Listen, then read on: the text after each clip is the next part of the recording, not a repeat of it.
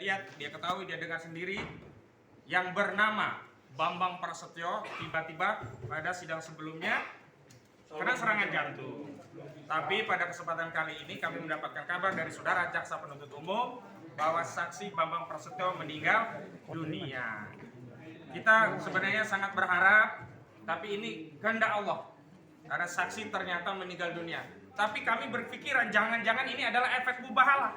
Dan karena itulah kami semakin meyakini kasus ini pasti akan kami menangkan dengan pertolongan Allah, insya Allah. Tapi yang kedua, ada yang menarik dalam proses persidangan. Ada penyelundupan redaksi yang diulang-ulang dalam proses penyidikan yang ternyata diakui tidak berasal dari saksi-saksi. Jadi yang buat polisi. Nah, itu adalah bikinan dari penyidik, kelakuan dari penyidik. Apa redaksinya? Saya sebagai umat Islam merasa keberatan kitab suci Al-Quran, dan marah, bahkan ada yang dan marah kitab suci Al-Quran, ya, marah dan tersinggung kitab suci Al-Quran dijadikan sarana untuk menyebarkan kebohongan. Dan itu selalu berulang-ulang, padahal setiap saksi ketika kami verifikasi melalui proses tanya jawab, ya, ternyata tidak menyatakan itu. Ini menunjukkan apa? Ada desain dalam proses BAP, ada desain yang mengarahkan seolah-olah ya ada unsur penistaan agama dalam proses penyidikan. Yang kedua, yang ketiga begitu. Desain itu juga ada dengan munculnya nama kakak ibu negara, Nyonya Iriana yang bernama Anto.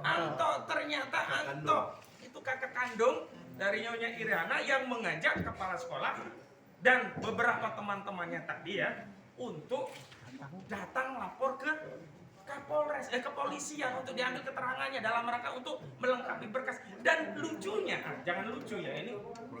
Nah, kalau bahasa Bang ini kurang ajar, saya tambahkan lagi kalau sekarang anehnya ya, tidak ada panggilan, langsung datang. Aneh apa aneh nih? Aneh.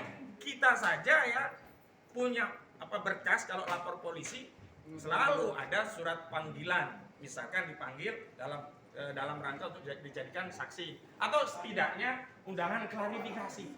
Ini benar-benar ada dugaan kuat ya intervensi kekuasaan dalam kasus ini. Kalau tidak ada intervensi kekuasaan, makanya proses dan prosedur hukum dalam KUHP pasti akan ditaati. Itu yang perlu saya sampaikan, dan saya harapkan Gus Nur tetap semangat, karena ini perjuangan bukan hanya perjuangan Gus Nur, tapi ini perjuangan kita untuk memastikan legasi sejarah bangsa dan negara Indonesia. Kita tidak ingin memiliki